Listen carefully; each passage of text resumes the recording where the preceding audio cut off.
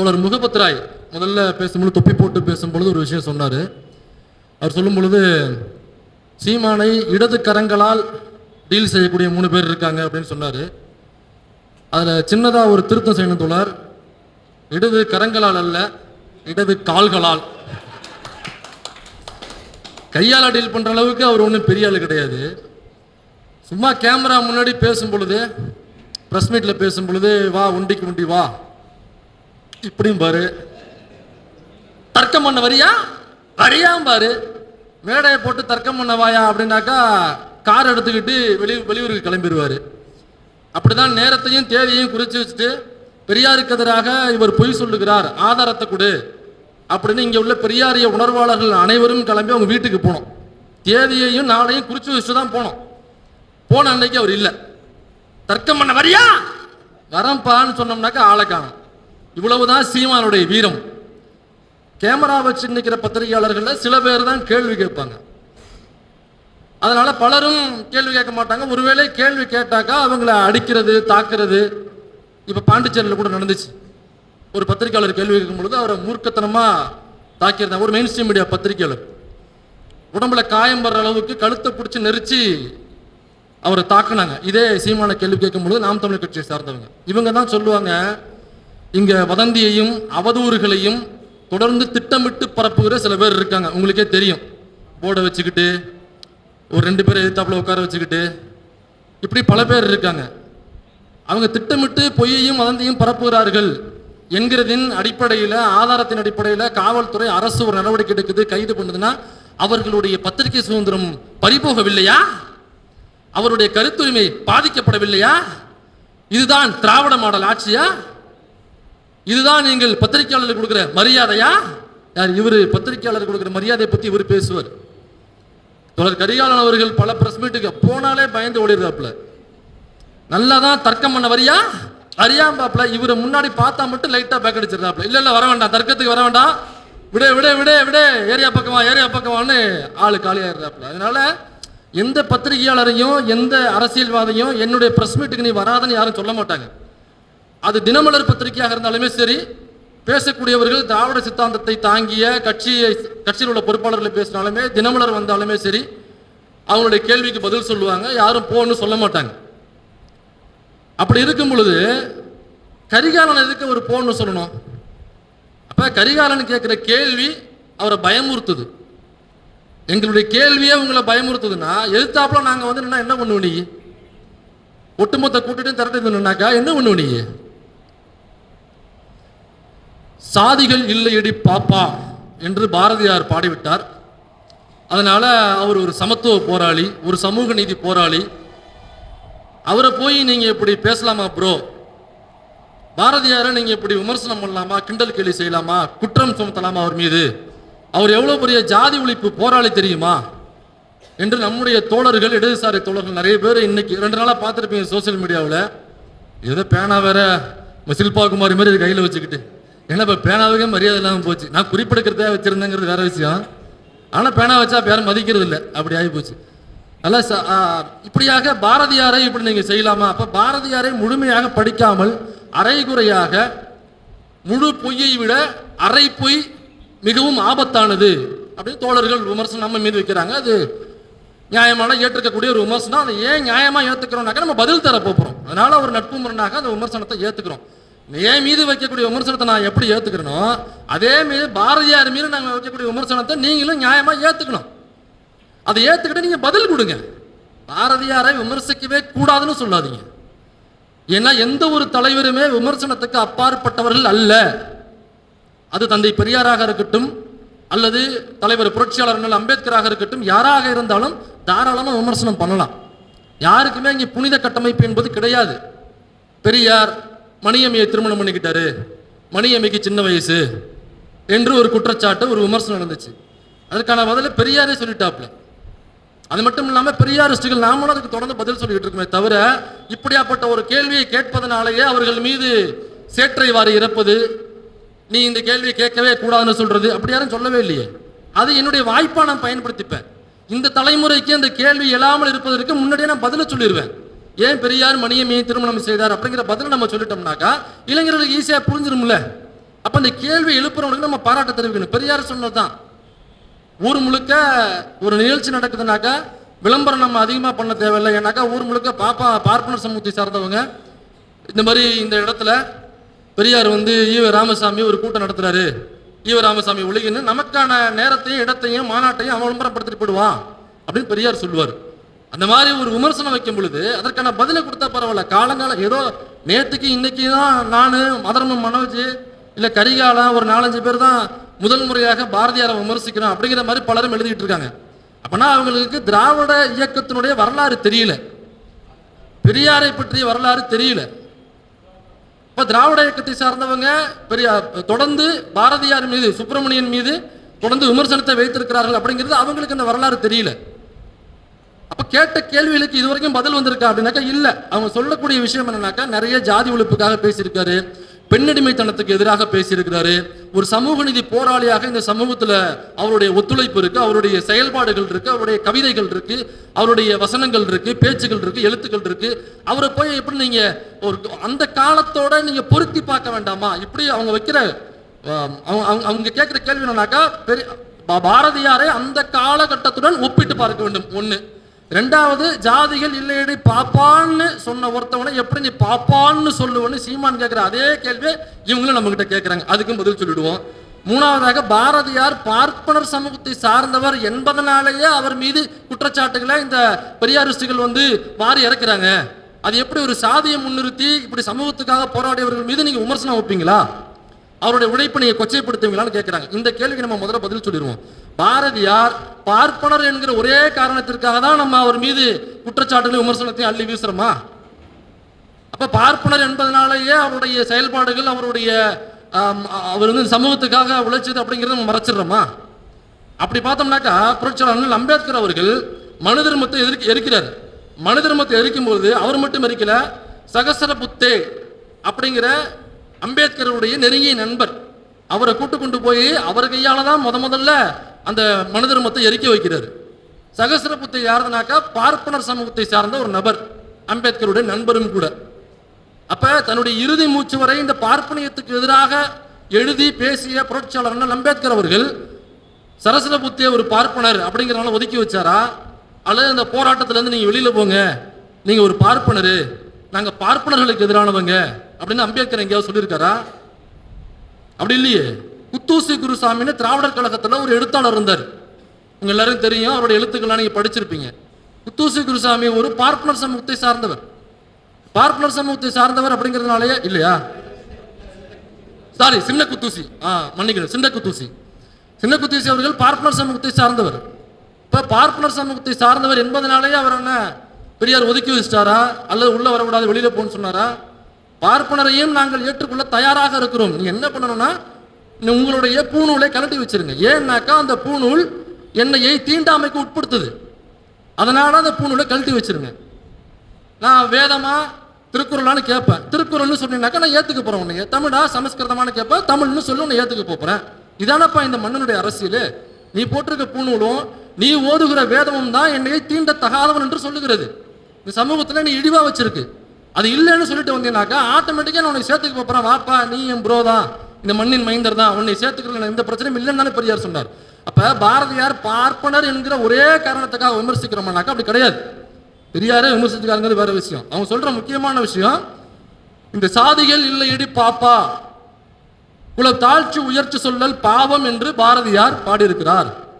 இப்படி ஒரு சாதி ஒழிப்பு அருமையான வரிகள்ல, சாதிகள் இல்லையடி பாப்பா, குலம் தாழ்ச்சி உயர்ச்சி சொல்லல் பாவம், தீண்டாமைக்கு எதிரான வரிகள், ஜாதிக்கு எதிரான வரிகள். எவ்வளவு பெரிய ஒரு ஜாதி ஒழிப்பு போராளி அவரு.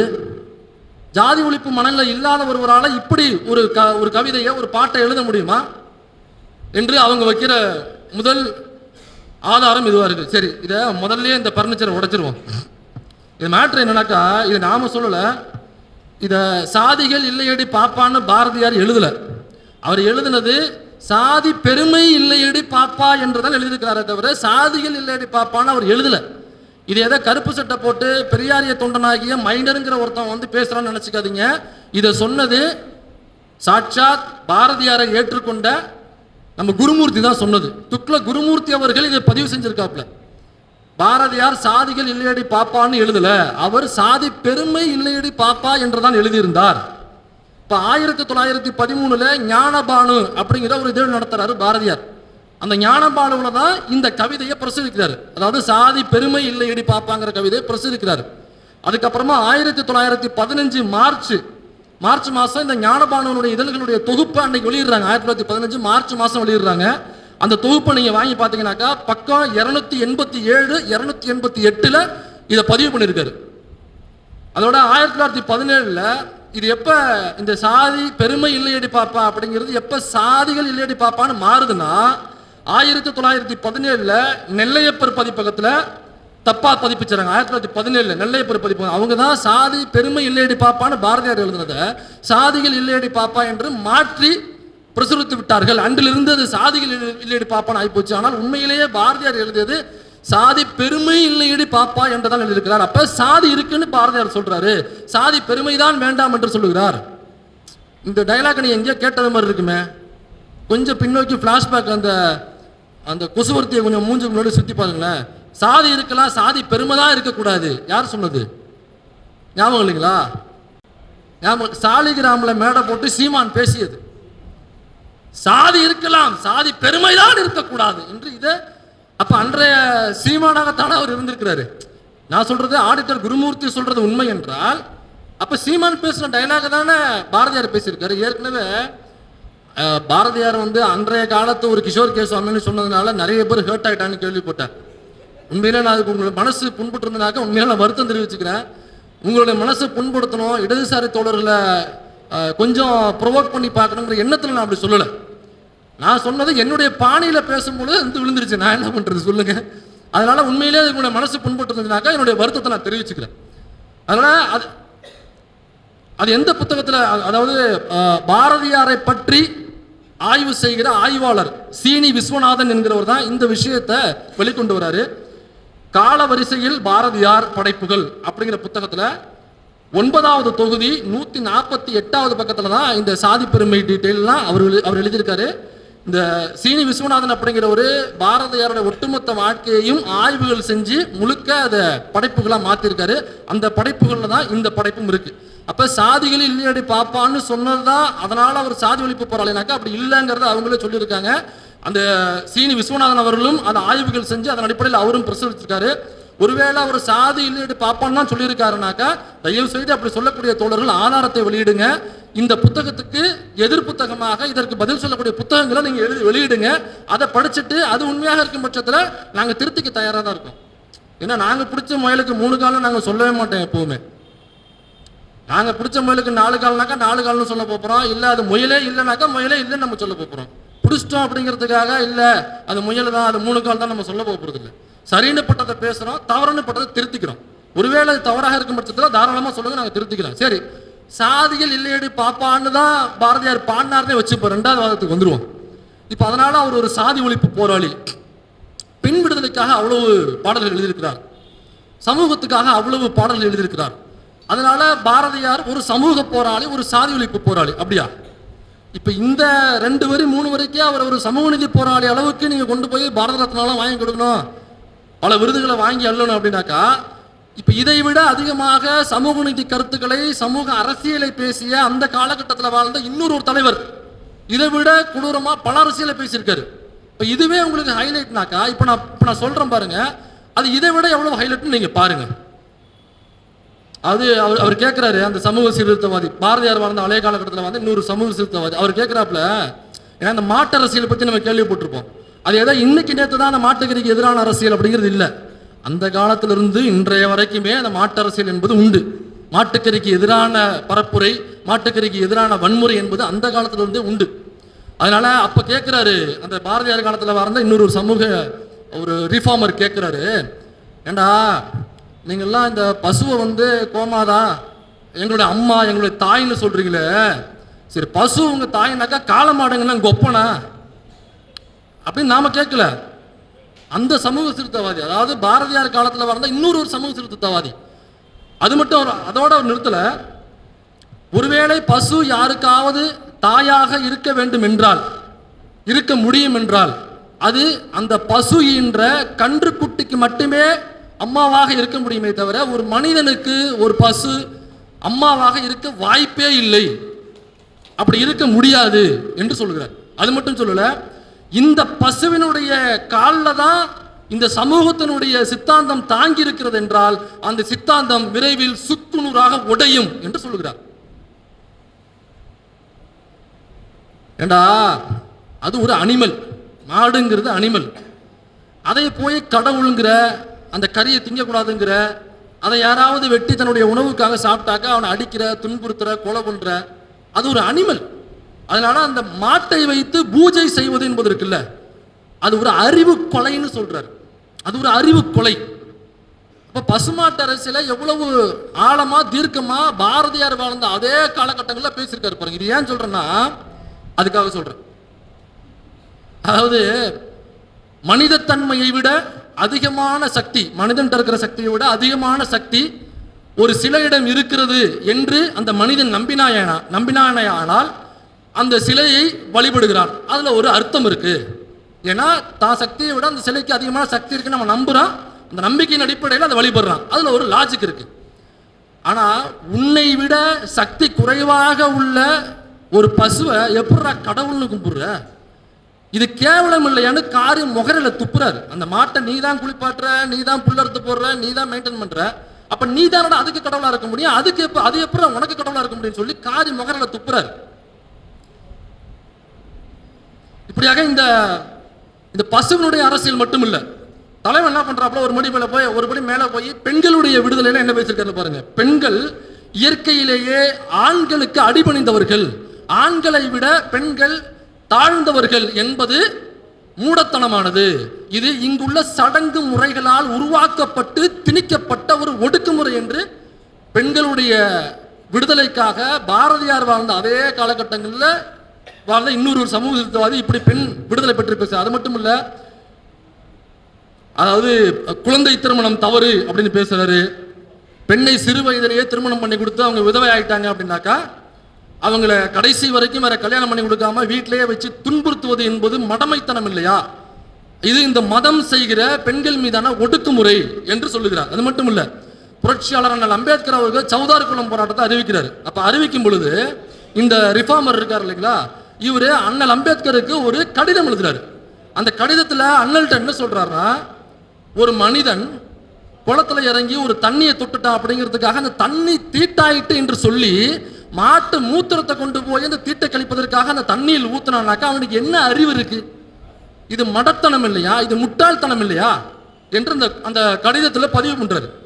தீண்டாமையை பின்பற்றுபவர்கள் இச்சமூகத்தின் மிகப்பெரிய எதிரிகள் என்று அதே கடிதத்தில் பதிவு செய்கிறார். தீண்டாமையை ஒழிக்க வேண்டும் என்றால், இதான் முக்கியமான பாயிண்ட், தீண்டாமையை ஒழிக்க வேண்டும் என்றால் சதுர்வர்ணத்தை முதலில் ஒழித்தே ஆக வேண்டும் என்று பதிவு செய்து புரட்சியாளர் அம்பேத்கருக்கு அந்த ரிஃபார்மர் எழுதின கடிதத்தில் உள்ள விஷயங்கள் தீண்டாமைக்கு எதிராக. அப்புறம் நான் சொன்ன மாதிரி பெண் அடிமைக்கு எதிராக அவர் போராடி இருக்கிறாரு. பசு அரசியல் குறித்து அவ்வளவு தீர்க்கமா, இவ்வளவு சமூக நீதி கருத்துக்களை, இவ்வளவு சமூகம் சார்ந்த விஷயங்களை பேசியிருக்காருல ஒரு ரிஃபார்மர். பாரதி வாழ்ந்த அதே காலகட்டம் ஒருத்தர் பேசியிருக்காருல. இப்ப இவரை நம்முடைய முகாமில் வச்சுக்கிறதா அல்லது எதிராளி முகாமுக்கு இந்த ரிஃபார்மரை தள்ளி விட்டுறதா? சும்மா சொல்லுங்க. நம்ம முகாமில் வச்சிருக்கிறதா இப்படியாப்பட்ட தலைவரை எதிர் முகாமுக்கு தள்ளி விட்டுலாமா? ஏன்னா எதிர் முகாமுக்கு தள்ளி விட்டுலாமா? இல்ல, நம்ம முகாமில் தான் வச்சுக்கணும் இல்லையா? அப்ப இப்படி ஒரு ரிஃபார்மர் இருந்திருக்கிறாருனாக்கா இவரை பற்றி அதிகமாக புத்தகம் எழுதுபவர்கள் அவரை பாராட்டி எழுதணும் இல்லையா? சோசியல் மீடியாவில் இவங்கிறவங்க அவரை பத்தி புகழ்பாடி என்னென்ன செய்தாருன்னு எழுதி மக்கள்கிட்ட கொண்டு போய் சேர்க்கணும். யூடியூப்ல வீடியோ போடுறவங்க இவரை பத்தி இந்த விஷயங்கள்லாம் பண்ணியிருக்காரு, அதனால இவர் நம் முகாமை சார்ந்தவர், இவரை மக்கள் கொண்டாட வேண்டும் அப்படின்னு செய்யணும் இல்லையா? கொண்டு போய் சேர்க்கணும்ல. அப்ப என்ன பண்றீங்கன்னாக்கா எழுத்தாளர்கள் சோசியல் மீடியாவில் உள்ளவங்களாம் நாளையிலிருந்து சாவர்கரை பற்றி புகழ்ந்து எழுதுங்கள், சாவர்கரின் புகழ் பாடுங்கள். சாவர்கரை ஒரு அநாயசமான ஒரு ஆள் பாருங்க, தீண்டாமைக்கு எதிராக. இது எல்லாமே சாவர்கர் எழுதுனது, சாவர்கர் பேசுனது, சாவர்கர் சொன்னது. அந்த கடிதம் சாவர்கர் புரட்சியாளர் அம்பேத்கர் அவருக்கு சௌதார் குளம் போராட்டத்தின் போது போட்ட லெட்டர்ல உள்ள தீண்டாமைக்கு எதிரான வசனங்கள். இவ்வளவு பாருங்க, சதுர்வர்ணத்தை ஒழிக்கணுங்கிறாரு. தீண்டாமையை எவன் ஃபாலோ பண்றானோ அவன் இந்த சமூகத்தின் எதிரின்னு சொல்றாரு. பெண்ணடிமைத்தனம் இருக்கக்கூடாதுங்கிறாரு, குழந்தை திருமணம் இருக்கக்கூடாதுங்கிறாரு. பசு அரசியலை பத்தி பீஃப் சாப்பிடுங்கிறாரு. பீஃப் நீ பசுவை தெய்வமா கொண்டாடாதரா அது உணவு இல்லைனாக்கா அது ஒரு அனிமல், அவ்வளோதான். இவ்வளவு விஷயங்களை பேசினவர் சாவர்கர். வேற வேற கருப்பு சட்டையோ சேப்பு சட்டையோ அல்லது நீல சட்டையை போட்டு யாரும் பேசல, இவ்வளவுதான் பேச சாவர்கர். இப்ப சாவர்கரை நம்ம முகாமில் வச்சுக்கலாமா? இவ்வளவு பேசிட்டார். பாரதியார் பேசினா அதே பெண்ணடிமைக்கு எதிரான விஷயங்களை இவரும் பேசியிருக்காரா? இப்ப பாரதியார் பேசினா அதே அரசியல்களை இவரும் பேசியிருக்காரா? அதனால சாவர்கரும் பாரதியாரும் ஒண்ணு. அதனால சாவர்கரை போட்டோவில் வச்சுக்கிட்டு சாவர்கரை ஃபிளெக்ஸ்ல வச்சுக்கிட்டு கொண்டாடுற தோழர்கள் இனி மன்னிக்கணும், பாரதியாரை ஃபிளெக்ஸ்ல வச்சுட்டு கொண்டாடுற தோழர்கள், பாரதியாருடைய பெயரில் நிறுவனங்கள் நடத்துகிற தோழர்கள், பாரதியாருடைய பெயரை துதிபாடுகிற தோழர்கள் இனி சாவர்கரையும் துதிபாடுங்கள் அப்படின்னு சொன்னா ஏத்துப்பீங்களா? தோழர்கள் ஏத்துப்பாங்களா? அப்ப இவ்வளவு செஞ்ச சாவர்கரை நாம ஏன் தமிழ்நாட்டில் ஒரு பேட்டா ஷோரூமுடைய மாடல் மாதிரி ஏன் வச்சிருக்கோம்? சாவர்கர்னா யாருக்கும் தெரியறது இல்லை, ஷூவர்கர்னா தான் தெரியுது. தமிழ்நாட்டுக்குள்ள அந்த அளவுக்கு தான் நம்ம சாவர்கரை டீல் பண்றது. அப்ப இந்த அளவுக்கு பேசின ஒரு மனுஷன் நாம ஏன் இவரை டீக்ரேட் பண்ணி பேசணும்? ஏன்னாக்கா சாவர்கர் இதை மட்டும் பேசல, இது ஃபர்ஸ்ட் ஹாஃப் தான். இப்ப செகண்ட் ஹாஃப் சொல்றேன் பாருங்க. இப்ப சாவர்கர் இவ்வளவு எதுக்காக பேசுறாருன்னா, அதாவது இதே சாவர்கர் எசென்ஷியல் ஆஃப் ஹிந்துத்வா என்கிற புத்தகத்தில் பதிவு செய்கிறார். அதாவது இந்தியாவை மத ரீதியாக ஹிந்து முஸ்லிம் என்ற பாகுபாட்டோடு தான் இந்தியா அமைய வேண்டும் என்று சொல்லி இந்தியாவில் ஹிந்து முஸ்லிம் என்கிற போலரைசேஷனை உருவாக்கி இந்து முஸ்லிம் என்கிற மத அரசியலை உள்ளே நுழைத்து அதை சித்தாந்தமாக எழுதி அதை பார்ப்பனியத்தினுடைய அடிநாதமாக அவர்களுடைய வேதமாக மாற்றியது சாவர்கர். நீங்க வேணா படிச்சு பாருங்க, எசென்ஷியல் ஆஃப் ஹிந்துத்துவங்கிற புத்தகத்தில் இதெல்லாம் இருக்கும். அது மட்டும் ஒரு சொல்ல, அதாவது இப்போ சீமான், இப்போ நான் சொல்ல போற பாயிண்ட் அப்படியே எங்களுடைய மரியாதைக்குரிய பாசமிக சீமான் சொல்றது மாதிரியா இருக்கும். அவர் இந்த மாதிரி தெலுங்கு பேசுறவங்களா கேரளாவுக்கு அனுப்புங்க அப்படின்னு சொல்லுவது, ஆந்திராவுக்கு அனுப்புங்கன்னு சொல்லுவார், ஆந்திராவுக்கு அனுப்புன்னு சொல்லுவார்ல. அதே மாதிரி யார் தமிழர்னு இங்க அண்ணன் ஒரு சர்டிஃபிகேட் வச்சு தெரியல பார்த்தீங்களா? அதே மாதிரி இந்த சாவர்கர் யார் இந்தியர்கள், யார் இந்த மண்ணினுடைய பூர்வ குடிகள் என்பதை சாவர்கர் அதே புக்கில் டிக்ளரேஷன் அதே புக்கில் எழுதுறாப்ல. என்ன சொல்றாருன்னா, யாருடைய புனித பூமி இந்தியாவில் இருக்கிறதோ அவர்கள் மட்டும்தான் இந்தியர்கள், அவர்கள் மட்டும்தான் இந்த மண்ணின் பூர்வ குடிகள், அவர்களுக்கு மட்டும்தான் இந்த மண்ணில் தொடர்பு உடையது. யாருடைய புனித பூமி எல்லாம் இந்தியாவில் இல்லையோ அவர்கள் இந்தியர்களே அல்ல. யாரு? அவர்கள் இந்தியர்களே அல்ல. அவர்களுக்கும் இந்த மண்ணுக்கும் எந்த தொடர்பும் கிடையாது, அவர்கள் இந்த மண்ணின் பூர்வ குடிகள் கிடையாது என்பதை அந்த புத்தகத்தில் வரையறுக்கிறார். அப்படின்னா என்ன அர்த்தம்? யாருடைய புனித பூமி இந்தியாவில் இருக்காது? கிறிஸ்தவருடைய புனித பூமி ஜெருசலம், இஸ்லாமியருடைய புனித பூமி மக்கா மதீனா நமக்கு தெரியும். அது ரெண்டுமே இந்தியாவில் இல்லை. அப்ப என்ன சொல்ல வர்றாருனாக்கா, இஸ்லாமிய கிறிஸ்தவர்கள் இந்தியர்களே அல்லன்னு சொல்றாப்ல. இஸ்லாமிய கிறிஸ்தவர்கள் இந்த மண்ணின் மைந்தர்களே கிடையாதுன்னு சொல்றாப்ல. இஸ்லாமிய கிறிஸ்தவர்களுக்கும் இந்த மண்ணுக்கும் எந்த தொடர்புமே கிடையாதுன்னு சொல்றாப்ல சாவர்கர். அப்ப சாவர்கர் வாருங்கள் இந்துக்களே, வாருங்கள் இந்துக்கள் இவ்வளவு நேரம் பேசினது இருக்குல்ல, இதுக்கு முன்னாடி அது எதுக்குன்னாக்கா, இப்ப எச்ராஜா பேசுவாப்ல இல்ல, அதே மாதிரிதான் அன்றைய சாவர்கர் வாருங்கள் இந்துக்களே, திருப்பரங்குன்றத்தில் போய் கலவரம் பண்ணி இஸ்லாமிய தர்காவை உடைச்சு இஸ்லாமியர்களுக்கு எதிராக பிரச்சனை பண்ணுவோம், அயோத்தியில போய் அங்க உள்ள பாபர் மசூதி இடிப்போம், ஒரு பாபர் மசூதி இடிப்போம், வாங்க இஸ்லாமியர்களுக்கு எதிராக கலவரம் பண்ணுவோம் என்று இன்றைய சங்கிகள் எப்படி கூவி கூவி அழைக்கிறார்களோ அதற்கான சித்தாந்தத்தை உருவாக்கி தந்தவர் சாவர்கர். அன்றைக்கு இதே கூவலைத்தான் சாவர்கர் கூட்டார். அந்த கூவலுக்காக தான் வாருங்கள் நாமெல்லாம் இந்துக்கள், ஐயோ தீண்டாமை செய்யாத, பெண்ணுரிமை, இதெல்லாம் பேசினார்ல, இதெல்லாம் செயல்பாடா செஞ்சாருனாக்கா இல்ல. அப்ப எதுக்கு இதெல்லாம் சொன்னார்னாக்கா, இந்துக்களை குசிப்படுத்த வேண்டும். பாருங்க, நாங்களாம் இதெல்லாம் பேசிக்கிட்டு இருக்கோம், இப்ப நம்ம கலவரம் பண்ண போனோம், அதனால குயிக்காலம் கிளம்புவாங்க, நாங்க பின்னாடி ரோல வருவோம், இந்த சூத்திரர்கள்லாம் பிசி எம்பிசி எஸ்சி எஸ்டிலாம் முன்னாடி ரோல போய் வெட்டுப்பட்டு குத்துப்பட்டு சாவுங்க, நாங்க சேஃப்டியா, எங்க வீட்டு பிள்ளைகள்லாம் வெளிநாட்டில் படிக்கும், எங்க வீட்டு பிள்ளைகள்லாம் அந்த போராட்டத்துக்கு வராது அயோத்திக்கு, நாங்கெல்லாம் பின்னாடி நிற்போம், நீங்க முன்னாடி போய் அடிப்பட்டு சாவுங்க அப்படின்னு இன்றைய சங்கிகள் எப்படி நம்மவர்களுக்கு அழைப்பு விடுக்கிறார்களோ அதே போன்றுதான் அன்னைக்கு சாவர்கர் அழைப்பு விடுத்தார். ஒருவேளை சாவர்கர் செஞ்ச இந்த சமூக நீதி கருத்துக்கள்லாம் அன்றைய லெவலில் அவர் செயல்படுத்தி இருந்தால், அவர் அவ்வாறான மனிதனாகவே இருந்தால் 1931 பதிவு பண்றாரு சாவர்கர். என்னன்னாக்கா, அப்பதான் புரட்சியாளர் அண்ணல் அம்பேத்கர் அவர்கள் மதமாற்றம் குறித்தான தன்னுடைய நிலைப்பாடை வெளியில பேசிட்டு இருக்காரு. மதம் மாறுவதுதான் இதற்கு தீர்வாகும் என்று வெளியில பேச ஆரம்பிக்கிறார். இப்ப 1931 இதே சாவர்கர் சொல்றாப்ல, இந்து மதத்தை விட்டு நீங்கள் வெளியேறுவது என்பது ஒருபோதும் உங்களை தீண்டாமையிலிருந்து நீக்காது. நீங்கள் இந்து மதத்தை விட்டு வெளியேறி கிறிஸ்தவனாகவோ இஸ்லாமியனாகவோ ஒருவேளை வேறு மதத்துக்கு சென்றாலும் கூட உங்களை தீண்டாமை என்பது தொடர்ந்து வந்து கொண்டே இருக்கும். அதனால் புரட்சியாளர் அம்பேத்கர் அவர்களே, நீங்கள் இந்து மதத்தை விட்டு வெளியேறுவதை தயவு கூர்ந்து நீங்கள் பரிசீலனை பண்ணுங்கள்.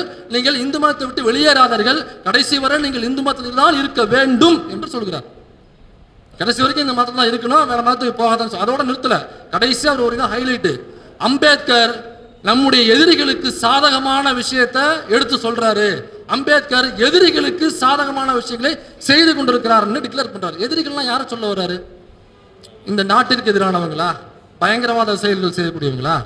எதிரின்னு யாரை சொல்றாரு? இஸ்லாமிய கிறிஸ்தவர்களை தான் எதிரின்னு டிக்ளேர் பண்றாரு. அப்ப மதம் மாறுதல் என்பது வேற்று மதத்தில் உள்ளவர்களுக்கு சாதகமாக அமையும், அது நமக்கு கஷ்டமா போகும். அப்ப எதிரிகளுக்கு அம்பேத்கர் சாதகமான சூழலை ஏற்படுத்தி கொடுக்கிறார், எதிரிகளுக்கு துணை போகிறார் என்பதை சாவர்கர் வலியுறுத்துறார். அந்த 1931 இது சொல்றாப்ல. இவ்வளவு சொன்னாலும் இப்ப அம்பேத்கர் உண்மையிலேயே சாவர்கர் நம்ம பேசுன அந்த மாதிரி ஒரு சமூக நீதி போராளியாக இருக்கும் பட்சத்தில் இதை கன்சிடர் பண்ணிருப்பார்ல. இவ்வளவு பேசிட்டு இருக்காரு, வெளியில ஜாதிக்கு எதிராக பேசுறாரு, தீண்டாமைக்கு எதிராக பேசுறாரு, பெண்ணடிமைத்தனத்துக்கு எதிராக பேசுறாரு சாவர்கர். அப்ப அவர் சொன்னாக்க நம்ம கன்சிடர் பண்ணணும் அப்படின்னு கொஞ்சம் யோசிக்காம செஞ்சிருக்கணும்ல. அதெல்லாம் எங்களை அம்பேத்கர் யோசிக்கவே இல்லை. நீ போடா வெண்ண, உனக்கு என்ன தெரியும் உனக்கு அப்படின்னு சொல்லிட்டு 1936 மதம் மாறுறாரு. அதற்கு முன்னாடி 1935 அயோலாவில் நடந்த மாநாட்டில் நான் இந்துவாக பிறந்தேன், ஆனால் இந்துவாக ஒருபோதும் சாக மாட்டேன் என்று அங்கதான் பிரகடனப்படுத்துறாரு. இப்ப சாவர்கர் சொன்னதை அம்பேத்கர் என்னவாக மதித்தார்? தன் காலில் உள்ள பூட்ஸாக மதித்தார். எச் ராஜா சொல்வது போன்று சாவர்கரனுடைய அந்த அந்த பேச்சை அம்பேத்கர் தன் காலில் உள்ள செருப்பாக பார்த்தார். எச் ராஜா செருப்பா பார்க்கறது வேற, நாம என்ன செருப்பா பார்க்கணும்னாக்கா அதே சமூகத்தில் பிறந்த நீ ஒரு ஜாதி திமிரை வச்சு புரட்சியாளருக்கு எதிராக ஒரு மிரட்டலை விடுவே, அல்லது மதம் மாறாத இதே மதத்திலே கடைசி வரைக்கும் தீண்டாமைக்கு உட்படுன்னு சொன்னாக்கா அந்த வார்த்தையை அம்பேத்கர் 1935 தன்னுடைய பூட்ஸுக்கு சமமாகத்தான் மதித்தார். இன்னும் சில பேர் இந்த பாரதிய அந்த சமகாலத்தோட நீங்க பொருத்தி பார்க்கணும். அந்த காலத்துல பாரதி எந்த காலத்துல வாழ்ந்தாரோ அதோட பொருத்தி பார்க்கணும் அப்படின்னு சொல்றாங்க. சரி, இப்ப பொருத்தி பார்த்துருவோமா? Match the following, ready, start. அதாவது பாரதி வீர சிவாஜி எல்லாம் தெரிஞ்சிருக்கும். மராட்டிய வீர சிவாஜி குறித்து கவிதை எழுதியிருக்காரு, அவரை பத்தி நிறைய புகழ் பாடி இருக்காரு. ஆனால் ஒருபோதும் பாரதி சுதந்திர போராட்ட வீரரான கட்டபொம்மன் பற்றியோ அல்லது மருது சகோதரர்கள் பற்றியோ திப்பு சுல்தான் பற்றியோ வாவு சிதம்பரனார் பற்றியோ எங்கேயும் ஒரு கவிதை கூட எழுதவும் இல்லை, புகழ் பாராட்டி பேசவும் இல்லை. நீங்க தேடி பாருங்க, ஒருவேளை கிடைச்சா கொண்டு வந்து கொடுங்க, நான் என்னோட தப்பு திருத்திக்க தயாராக இருக்கிறேன். ஆமா, முப்பாட்டன் முருகனை பத்தியும் பாரதி எங்கேயும் பாடினது கிடையாது. நன்றி தோழர். முப்பாட்டன் முருகனை பத்தியும் பாரதி எங்கேயும் பாடினது கிடையாது. ஏன்னாக்கா அவர் பேர் சுப்பிரமணி, அதனால அவர் பாட மாட்டார். அப்ப நீங்க சமகாலத்தோட பொருத்தி பார்க்கணும்னாக்கா வீர சிவாஜியை பற்றி, மராட்டிய மன்னன் வீர சிவாஜியை பற்றி பேசிய பாடி புகழ்ந்த பாரதி ஏன் கட்டபொம்மனை பத்தி பாடல? எனக்கு சுதந்திர போராட்ட வீரர் தானே பாரதியாரு. சுதந்திர போராட்டத்தை அவ்வளவு எழுதியிருக்காரு, சிறை சென்றிருக்காருலாம் பேசுறீங்களா? அப்ப ஒரு சுதந்திர போராட்ட தியாகிகளே அவர் புகழா பாடிருக்கணும்ல, கட்டபொம்மனை பத்தி பாடிருக்கணும்ல, மருசவர்கள் பத்தி பாடிருக்கணும்ல, திப்பு சுல்தான் பத்தி பாடிருக்கணும்ல, செக்கெழுத்த செம்மல் ஐயா வாவு சிதம்பரனார் பத்தி பாடிருக்கணும்ல. எங்கேயுமே ஏன் பாடல? வீர சிவாஜியை பத்தி பாடினது குற்றம் சுமத்துறீங்களா? அவர் ஒரு சூத்திரனாக இருந்து ஒரு அமைச்சராக ஒரு மன்னராக மாறி ஒரு பேராட்சியை, அருமையான ஆட்சியை கொடுத்திருக்கிறாரு அப்படின்னு அந்த சூத்திரனுடைய புகழை பார்ப்பனராக இருந்தாலும் பாரதி துதிப்பாடுகிறானே, அதை நீ குற்றம் சொல்லுவியா என்று நிறைய பேர் கேட்பாங்க. இதுதான் நம்ம கவனிக்க வேண்டியதுனாக்கா, வீர சிவாஜியை பற்றி பேசும் பொழுது, வீர சிவாஜியை பற்றி பாடும் பொழுது என்ன சொல்றாருனாக்கா, வீர சிவாஜி இவ்வளவு படை பரிவாரங்கள் வச்சிருந்தான், இவ்வளவு பெரிய நாடை வச்சிருந்தான், அவன் பயங்கரமான வீரர், இப்படிதான் பாடியிருக்கிறார், எழுதியிருக்கிறாரே தவிர வீர சிவாஜி எவ்வாறெல்லாம் இதே பார்ப்பனர் சமூகத்தால் இழிவாக நடத்தப்பட்டார் என்றோ அல்லது எவ்வளவு அவமானமாக நடத்தப்பட்டார் என்றோ, அவர் சுற்றியுள்ள அனைத்து சாம்ராஜ்யங்களையும் அழித்து முடிசுடா மன்னனாக அமரும் பொழுது நீ ஒரு சூத்திரன் என்பதனால் உனக்கு பட்டம் சூட்ட முடியாது என்று சொன்ன பார்ப்பனர்களால் எவ்வளவு இழிவுபடுத்தப்பட்டார் என்பதை பற்றிய ஒரு இடத்துல கூட பாரதி பதிவு செய்யவே இல்லை. பாரதி பதிவு செய்ய மாட்டார். ஆனா இதே வீர சிவாஜியை பத்தி நம்ம ஆளுகள் எழுதியிருக்காங்க. பேரறிஞர் அண்ணா அவர்கள் இதே வீர சிவாஜியை பத்தி எழுதியிருக்காங்க. என்ன எழுதியிருக்காரு? இந்து ராஜ்யம் கண்ட, மன்னிக்கணும், சிவாஜி கண்ட இந்து ராஜ்யம். இது பேரறிஞர் அண்ணா அவர்கள் எழுதினது. இந்த புத்தகத்தை தயவு செஞ்சு வாங்கி படிங்க, அது ஒரு நாடகம். ஸோ அதுல வீர சிவாஜி எவ்வாறெல்லாம் இந்த பார்ப்பனர்களால் இழி சொல்லுக்கு பாழாக்கப்பட்டார், எவ்வளவு கீழ்மையாக நடத்தப்பட்டார் ஒரு மன்னனாக இருந்தாலுமே அப்படிங்கிறது ரொம்ப தெளிவாக எழுதியிருப்பாங்க. சிவாஜி கண்ட இந்து ராஜ்யம். அது மட்டும் இல்ல, புரட்சியாளர் அண்ணல் அம்பேத்கர் அவர்களும் இதை பற்றி எழுதியிருக்காரு. ஹூவேர் சூத்ராஸ் அப்படிங்கிற புத்தகத்துல சிவாஜி தன்னை சூத்திர நிலையிலிருந்து விடுதலை பெற்றுக் கொள்வதற்காக பார்ப்பனர்களுக்கு எவ்வளவு கோடிகளை வாரி இறைத்தார், எப்படியெல்லாம் அசிங்கப்படுத்தப்பட்டார் என்பது ஸ்டெப் பை ஸ்டெப்பா எழுதியிருக்காரு. ஹூவர் சூத்ராஸ் என்கிற புத்தகத்தில் புரட்சியாளர் அம்பேத்கர் எழுதியிருக்காரு. அதையும் தயவு செஞ்சு வாங்கிப்படுங்க. அது மட்டும் இல்ல, கோவிந்த் பன்சாரே என்கிற மராட்டிய மாநிலத்தில் உள்ள ஒரு கம்யூனிஸ்ட் கட்சியை சார்ந்த ஒரு இடதுசாரி தோழர் ஒருத்தர், கோவிந்த் பன்சாரே, அவர் சிவாஜி கோன் ஹோத்தா அப்படின்னு ஒரு ஹிந்தியில புத்தகம் எழுதாரு. தமிழ்லையும் பதிப்பா இருக்கு. தமிழ்ல மாவீரன் சிவாஜி என்கிற பெயர்ல இருக்கும். சிவாஜி எனக்கு நீங்க மகாராஷ்டிரா பக்கம் போனீங்கன்னா அங்க ஆர்எஸ்எஸ் பிஜேபி முன்னெடுக்கிற அரசியல் என்னன்னாக்கா மராட்டிய சிவாஜி தான் முன்னெடுப்பாங்க. ஏன்னா மராட்டிய சிவாஜி வென்ற நாடுகளில் பூரா இருந்த மன்னர்கள் எல்லாருமே பாத்தீங்கன்னா இஸ்லாமிய மன்னர்கள். அப்ப பாருங்க, சிவாஜி ஒரு ஹிந்து, இஸ்லாமியர்கள் அவனுக்கு பிடிக்காது, அதனால இஸ்லாமிய எங்க இருந்தாலும் தேடி தேடி போய் பார்த்து கொன்னா பார்த்தீங்களா என்று சாவர்கருக்கு துணையாக வீர சிவாஜியை கொண்டு போய் இன்னைக்கு கொடியில வீர சிவாஜி தான் வச்சிருப்பாங்க. ஆனால் வீர சிவாஜி இஸ்லாமியர்களாக தேடி போய் பார்த்து கொள்ளவில்லை. அவர் போன நாடுகள் முழுக்க அன்னைக்கு இஸ்லாமிய மன்னருடைய கையில் இருந்தது.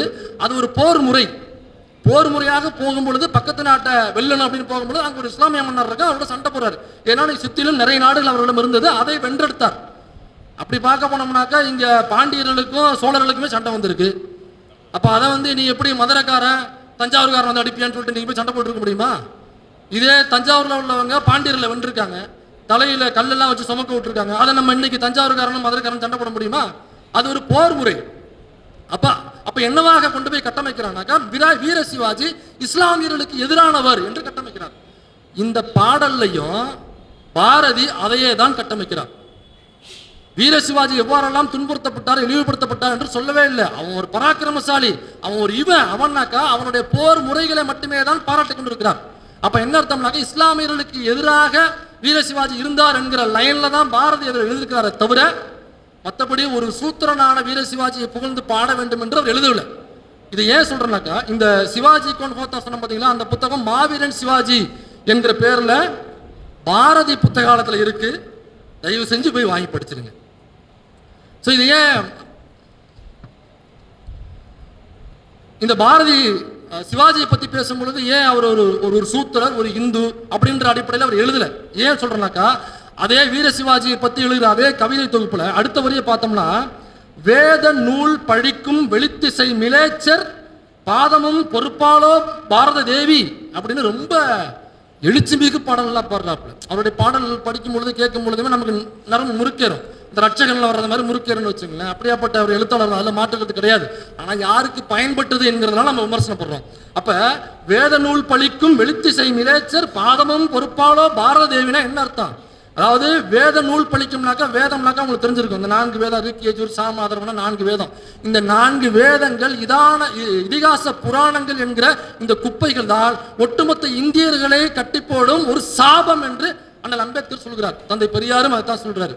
வேதம் இதிகாச புராணம் தாண்டா நம்மளுடைய தலைவிதி, இதாண்டா நம்மளுடைய சாபம்னு சொல்றாங்க.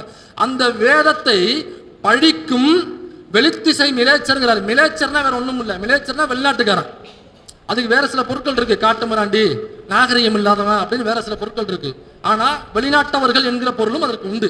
அப்ப மிலேச்சர்னா யாரை குறிப்பிடுறாருனாக்கா, பிரிட்டிஷ்காரனை குறிப்பிடுறாரு மிலேச்சர்னு. அப்ப பிரிட்டிஷ்காரன் உள்ள ஆட்சி புரியுறான். அப்ப இது அவன் பிரிட்டிஷ்காரன் வேதத்தை பழிக்கும் வெளித்திசை மிலேச்சர். அப்ப பிரிட்டிஷ்காரன் வேதத்தை மதிக்க மாட்டான்டா, வேதத்தின்படி ஆட்சி நடத்த மாட்டான். அதனால இந்த ஆட்சியை பூமாதேவி பொறுப்பாளோ, என் பாரத தேவி பொறுப்பாளோ என்று ரொம்ப கஷ்டப்படுறாரு. இப்ப வேதத்தை பழிக்கிறதுனாக்க நல்ல விஷயம் தானே. வேதம் என்ன சொல்லுது? 4 வருடம் உண்டுன்னு சொல்லுது. பாப்பான் பார்ப்பனர் எந்த தவறு வேணாலும் செய்யலாம், அவருக்கு முடியை மட்டும் அழிச்சுட்டா போதும்னு சொல்லுது. பார்ப்பனர் அல்லாதவர் செய்யற சிறு சிறு தவறுகளுக்கு கூட மிகப்பெரிய தண்டனை உண்டுன்னு சொல்லுது. படிக்க கூடாது பார்ப்பனர் அல்லாதவர்கள் என்று வேதம் சொல்லுது. அப்ப இப்படியாப்பட்ட வேதத்தை பழிக்கிற ஒருவன் இங்க ஆட்சி செய்கிறான். அதை இந்த பூமாதேவி பாரத தேவி பொறுத்துப்பாளோ அப்படின்னு ஒருத்தன் பாராருனாக்கா, அவர் ஆர்எஸ்எஸ்காரன் பிஜேபிக்காரன் நம்ம சொல்லுவோம்.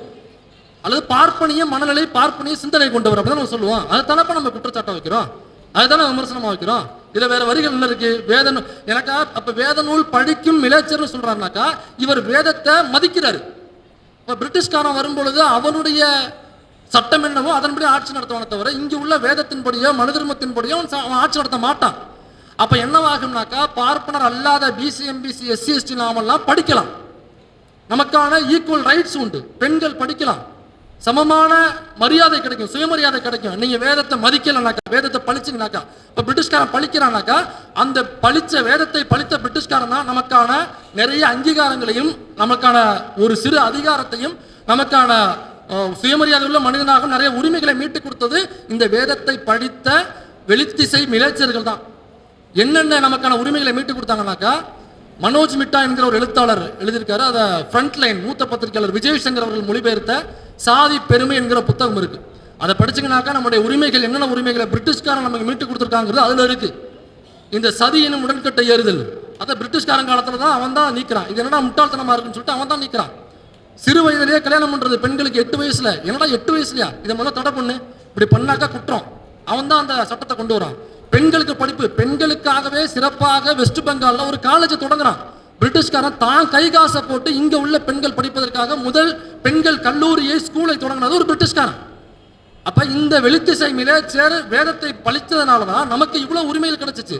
மெக்காலே கல்வி திட்டம், மெக்காலேவுக்கு முன்னாடி என்ன கல்வி திட்டம் இருந்துச்சு? இங்க உள்ள இந்த வேதம், இதிகாசம், புராணம், லொட்டுலோசுக்கு, மற்ற மதங்கள்ல உள்ள புனித நூல்கள், இது மட்டும்தான் கல்வியாக இருந்தது. இப்ப மெக்காலே வந்ததான் என்னன்னா லூஸ்தனமா இருக்கேன்னு சொல்லிட்டு இப்ப நாம படிக்கிற கல்வி முறையை கொண்டு வந்தது மெக்காலே. சயின்ஸ், மேக்ஸ், புவியியல், லாங்குவேஜ், இதெல்லாம் கொண்டு வந்தது மெக்காலே. அதுக்கு முன்னாடி என்ன இருக்கும்னாக்கா, இந்த இதான புராண இதிகாசம், வேத நூல், அப்புறம் இஸ்லாமியர்களுடைய புனித நூல், கிறிஸ்தவருடைய புனித நூல் எல்லாம் தனித்தனி ஸ்கூலா இருக்கும். அதை போய் தான் அவங்க படிக்கணுமே தவிர அவர்கள் ஒருபோதும் அறிவியலையோ கணக்கையோ புவியியலையோ கற்பதற்கான வாய்ப்பு கிடையாது. அது படிப்பிலே கிடையாது. அப்ப இந்த வேதத்தை படித்த வெளிநாட்டு மிலேச்சர் வந்துதான் இந்த மெக்காலேங்கிற ஒருத்தர் அனுப்பி இந்த கல்வி திட்டத்தை மாற்றி இன்னைக்கு நாமெல்லாம் அதில் தான் படிச்சு இங்கே வந்து உட்காந்துருக்கோம். நம்ம இவ்வளவு பொருளாதாரத்திலையும் சரி, சமூகத்திலையும் சரி, கல்வியிலையும் சரி உயர்ந்திருக்கோம். இந்த மிலேச்சர்களை தான் தலைவன் ரொம்ப காண்டாகி இந்த மிலேச்சர் ஐயோ பூமாதேவியை பொறுத்து கொள்வாளா அப்படின்னு எழுதியிருக்காப்ல. அடுத்த வரையை கவனிங்க.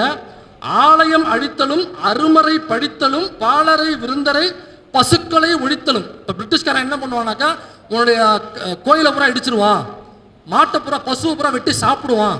அவன் வந்து மாட்டுக்கறி திங்கிற பழக்கம் உள்ளவன். அதான் பாருங்க, ஆலயம் அழித்தலும் பசுக்களை ஒழித்தலும். இதுதான் பிரிட்டிஷ்காரன் வந்தா பண்ணுவான். மிலேச்சர் வந்தா இதாண்டா பண்ணுவான்.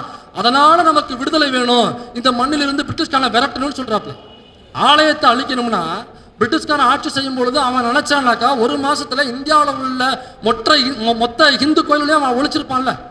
இன்னைக்கு எப்படி பிஜேபி ஆட்சி டெல்லியில உள்ள ஒரு ஹிந்து கோயிலை, 1500 வருடங்கள் பழமையான ஒரு ஹிந்து கோயிலை RSS ஆபீஸுக்கு பக்கத்துல பார்க்கிங்க்கு அது தடையா இருக்குன்னு சொல்லிட்டு அதே RSS காரன் புல்டோசர் கொண்டு போய் 1500 வருடங்கள் பழமையான அந்த இந்து கோயிலை இடிச்சிட்டான் டெல்லியில. இப்ப நடந்தது, ஒரு வாரம் 2 வாரத்துக்குள்ள நடந்தது. இதே மாதிரி பிரிட்டிஷ்காரன் நினைச்சிருந்தாருனாக்கா புல்டோசர் கொண்டு போய் ஒட்டுமொத்தமாக இந்தியாவில் உள்ள ஒட்டுமொத்த கோயிலையும் அழைச்சிருக்கலாமே. அப்படி செய்யலையே அவன். ஆனா இவர் என்ன பயமுறுத்துறாரு பாருங்க. கடவுளின் நம்பிக்கை சொல்லி ஐயோ வந்தனாக்கா கோயிலை இடிச்சிருவான், எல்லாரும் வாங்க விடுதலைக்கு போராடலாம். அடுத்தவர் என்னன்னாக்கா ஐயோ அவன் பசுவை பூரா கொண்டு தின்றுவான். பசுவை தின்னா பிரச்சனை உனக்கு? அப்ப மாட்டுக்கறிக்கு எதிராக பாரதியார் இருந்திருக்கிறாரு பாருங்க. பசுவை ஒழித்தலும், ஐயோ பசு போயிட்டா வெட்டி தின்றுவான்டா. அப்ப பசுமா, அதாவது மாட்டுக்கறியை தின்றுவான் வெள்ளக்காரன்னு சொல்லிட்டு பயமுறுத்தி கூப்பிடுறா. அப்ப மாட்டுக்கறி திங்கிற எங்களை பத்தி உன்னுடைய நினைப்பு என்னவாக இருந்திருக்கும்? அப்ப எங்களை என்ன மனநிலையில டீல் பண்ணிருப்ப? நீ எப்படி என்ன சுயமரியாதை டீல் பண்ணிருப்ப? என்னை எப்படி நீ மரியாதையை நடத்திருப்ப? அப்ப நான் மாட்டுக்கறி திங்கிறவன் பாரதியார் வாழ்ந்த காலகட்டங்களில் ஐயானு போய் கை கொடுத்தனாக்கா எப்படி அவர்கிட்ட கை கொடுத்துருப்பாரு அவரு? நான் மாட்டுக்கறி திங்கிறவன், இந்த ஏரியாவில இருந்து வர்றேன், அல்லது முஸ்லீம் மாட்டுக்கறி திம்பேன் அப்படின்னாக்கா அவர் என்கிட்ட எப்படி பேசியிருப்பாரு? மாட்டுக்கறி திம்பா வாங்க சண்டை போடலாம்னு சொல்லி கூப்பிட ஒருத்தர். அப்ப மாட்டுக்கறி திங்கிறவங்கள பிள்ளைனா பாவிக்கிறாருல. யார் மாட்டுக்கறி திங்கிறா? பெரும்பாலும் பட்டியல் சமூகத்தை சார்ந்தவர்களும் இஸ்லாமிய சமூகத்தை சார்ந்தவங்க தான் பெரும்பாலும் மாட்டுக்கறியை உணவாக உட்கொள்வது. இன்னைக்கு எல்லாருமே சாப்பிட்றோம், நிறைய பேர் சாப்பிட்றோங்கிறது வேற விஷயம். ஆனா முன்னாடி இவருடைய இயல்பான உணவாகத்தான் இருந்துச்சு. அப்ப யார மாட்டுக்கறி திங்கிறவன் கெட்டவன், அவனை அடிச்சு விரட்டணும்னாக்கா யாருக்கு எதிராக பேசிட்டு இருக்கீங்க பாசுனீங்க? நீங்க யாருக்கு எதிராக பேசிட்டீங்க? அது மட்டும் இல்ல, சரி இவ்வளவு குற்றச்சாட்டுகள் வைக்கிறோம், இந்த ஒரு 2 நிமிஷம் முடிச்சிருந்தவர். இவ்வளவு குற்றச்சாட்டுகள் வைக்கிறதுனால ரொம்ப மனசு புண்படுவாங்க நம்ம தோழர்கள். இப்ப இன்னொரு வரி அதே கவிதையில சொல்றாரு, ஈனப்பறையர்களேனும் அவர் எம்முடன் வாழ்ந்திருப்பவர் அன்றோ. இது ஈனப்பறையர்களேனும் அவர் எம்முடன் வாழ்ந்திருப்பவர் அன்றோ. அப்ப பறையர் சமூகத்தை சார்ந்தவர்கள் என்னவா சொல்றாருனாக்கா ஈனப்பறையர் என்று சொல்லுகிறார். யாரு? நம்ம சமூக நீதி போராளி, ஜாதி ஒழிப்பு போராளி, ஜாதிகள் இல்லையடி பாப்பா என்று பாடிய அதே பாரதி ஈனப்பறையர்கள் என்றும் ஈனப்பறையர்களே ஆனும் அவர் எம்முடன் வாழ்ந்திருப்பவர் அதான் எம்முடன். நீ அவ்வளவு பெரிய அப்பாட்டக்கிறா? நீ மனுஷன் தானப்பா, உனக்கு 2 கை, எனக்கு 2 கை, உனக்கு 2 கால், எனக்கு 2 கால். அதெல்லாம் எம்முடன் நீ என்ன பெரிய அப்பாட்டக்கிறான்னு கேட்குறேன். அப்படிதான் நீதிமன்றங்களில் சில பேர் இப்போ கேட்குறாங்க, நானே ஒரு ஸ்மார்த்த பார்ப்பனர், என்னாலேயே உள்ள போக முடியாது, உனக்கும் சேர்த்து தான் அனைத்து சாதி மறுச்சுக்கிறார் திட்டம் ஆரம்பிச்சிருக்கு, வந்து சேரு, நாங்கள் உன்னை உள்ள கூட்டு போகிறோம். அதனால எம்முடன் அப்படின்னாக்கா யாரை சொல்ற? இப்போ பறையர் சமூகத்தை சார்ந்தவர்களை ஈன பறையர்கள்னு ஒருத்தர். இப்போ இதையே இப்போ நாம கேட்போம், ஈன பாப்பான் எம்முடன் சேர்ந்து வாழ்றா அப்படின்னு நான் சொன்னாக்கா நீ ஏத்துப்பியா?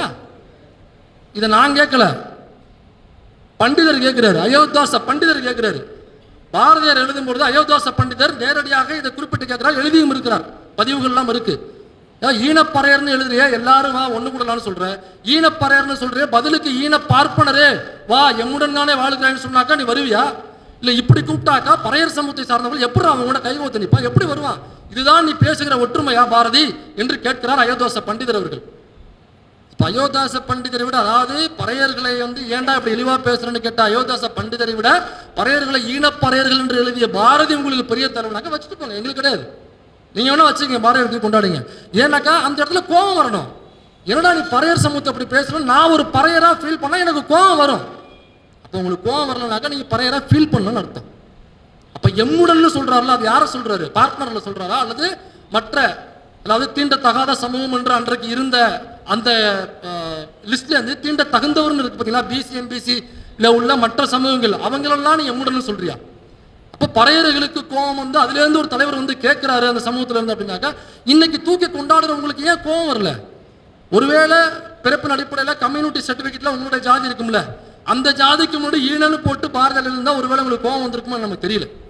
இதை நம்ம சிந்திச்சு பார்க்கணும்ல. அதனால பாரதியினுடைய அந்த பதட்டமும் சாவர்கரனுடைய பதட்டமும் ஒன்றுதான். இந்த இந்துக்களை ஒன்று சேரு, இந்துக்களை ஒன்று சேர்க்கணும்னு சொன்னது எதுக்காகனாக்கா, பிரிட்டிஷ்காரனுக்கு எதிராக போராடினாங்க தான். எதுக்காக போராடினாங்க? இவன் இருந்தாக்கா இங்க உள்ள சூத்திர மக்களுக்கு, பிசி எம்பிசி எஸ்சி எஸ்டி மக்களுக்கு இடஒதுக்கீடை கொண்டு வர்றான், அவனுக்கு படிப்பை திறந்து விடுறான், கல்வியை கொடுக்குறான், உரிமைகளை கொடுக்குறான், பழமைவாதத்திலிருந்து மீட்டெடுக்கிறான், அவனை முற்போக்குவாதியா மாத்துறான், அங்கிருந்து படிச்சு பல அதிகாரிகளாக மாறுறாங்க. ஐயோ இந்த பிரிட்டிஷ்காரனை விட்டாக்கா இவனுங்க முழுக்க நம்ம தலையில ஏறி மிளகா அரைச்சிருவானுங்க, அப்புறம் நாம ஆட்சி செய்யவே முடியாது. அதனால வாருங்கள் இந்துக்களே, முஸ்லிம்ஸ் நமக்கு எதிரி, கிறிஸ்டியன்ஸ் நமக்கு எதிரி, இந்த வாருங்க மிலேச்சர் வந்துட்டான், இவன் வந்து வேதத்துக்கு எதிரானவன், ஐயோ உள்ள வந்துட்டான அவ்வளவுதான், கோயில் அடிப்பான், வீட்டு அடிப்பான், அதை அடிப்பான், இதை அடிப்பான், வாருங்கள் இந்துக்களே பிரிட்டிஷ்க்கு எதிராக போராடுவோம் என்றுதான் அவர்கள் வாருங்கள் இந்துக்களை என்று பாடினார்களே தவிர ஒருபோதும் இந்து மதத்தில் உள்ள ஏற்றத்தாழ்வுகளை குறித்தோ அதற்கு எதிராகவோ இந்து மதத்தில் ஏண்டா இவ்வளவு மோசமான விஷயங்களை பண்ணுனீங்க என்றோ ஒருபோதும் அவர்கள் பேசவும் இல்லை, அவர்கள் எழுதவும் இல்லை. அதனால நேர பற்றாக்குறையினால் ஓரளவு கவர் பண்ணிட்டு நினைக்கிறேன். அதனால இதுதான் இந்த பாரதியார் குறித்த விமர்சனங்கள் என்னுடைய பார்வையிலேருந்து வச்சிருக்கேன். ஒருவேளை நான் சொன்னதுல ஃபால்ஸ் ஸ்டேட்மெண்ட் ஏதாவது இருக்கு அல்லது தவறான பார்வை இருக்கு, தவறான கருத்துக்கள் இருக்கு அப்படின்னாக்கா தயவு செய்து தோழர்கள் சோசியல் மீடியாவில் எழுதுங்க அல்லது ஃபோன் போட்டு கூட சொல்லுங்க. ஒருவேளை என் மேல தவறு இருக்கும் பட்சத்தில், நியாயமாக அதுக்கு ஆதாரம் இருக்கும் பட்சத்தில் திருத்திக்க நான் தயாராக இருக்கிறேன். போறதுக்கு முன்னாடி இந்த புத்தகங்களை ரெஃபர் பண்றேன். பாரதிய ஜனதா பார்ட்டி என்ற மதிமாறன் தோழர் எழுதின புத்தகம் பாரதியாரை பற்றி தெரிந்து கொள்வதற்கு, ஐயா வாலாசா வல்லவர்கள் எழுதிய திராவிடர் இயக்க பார்வையில் பாரதியார் என்கிற இந்த புத்தகம், நாளை விடியும் என்கிற இந்த புத்தகம், இது பாரதியாரை பற்றி தெரிந்து கொள்வதற்கு உங்களுக்கு உதவியாக இருக்கும். இன்னும் நிறைய புத்தகங்கள் இருக்கு, ஆனா இது மட்டும் தான் என்கிட்ட இருந்துச்சு, அதனால கொண்டு வந்தேன். வாய்ப்பளித்தவங்க அனைவருக்கும் நன்றி கூறி அமர்கிறேன். நன்றி, வணக்கம்.